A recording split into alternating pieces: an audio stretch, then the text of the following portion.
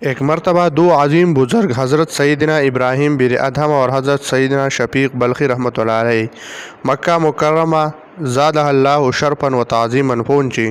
جب دونوں کی ملاقات ہوئی تو حضرت سیدنا ابراہیم بن ادہم رحمۃ اللہ علیہ نے حضرت سیدنا شفیق رحمۃ اللہ علیہ سے پوچھا، وہ کون سا پہلا واقعہ ہے جس کی وجہ سے آپ رحمۃ اللہ علیہ کو یہ عظمت و بزرگی نصیب ہوئی؟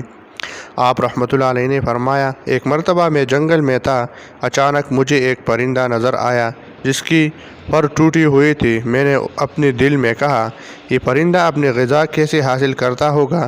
بس اس خیال کے آتے ہی میں وہی کھڑا ہو گیا اور ارادہ کیا کہ آج یہ دیکھ کر جاؤں گا کہ اس پرندے کو غذا کہاں سے ملتی ہے۔ میں وہی کھڑا سوچتا رہا۔ کچھ دیر بعد ایک پرندہ اپنی چونچ میں ایک ٹڈی پکڑی ہوئی وہاں آیا اور اس ٹوٹی پروں والی پرندے کے منہ میں وہ ٹڈی ڈال کر واپس اڑ گیا۔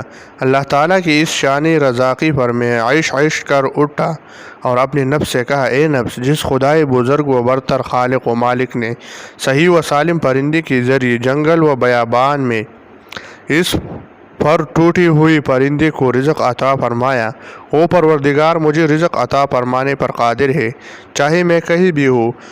بس اس دن سے میں نے تمام دنیاوی مشاغل ترک کر دی اور عبادت الہی میں مصروف ہو گیا اور آج آپ کے سامنے ہو۔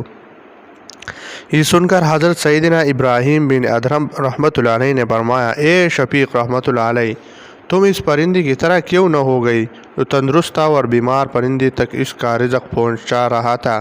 اگر تم اس جیسے ہوتے تو تمہارے لیے بہت اچھا تھا۔ کیا تم نے شہنشاہ مدینہ صلی اللہ علیہ وسلم کا یہ فرمان نہیں سنا، اوپر والا ہاتھ نیچے والے ہاتھ سے بہتر ہے؟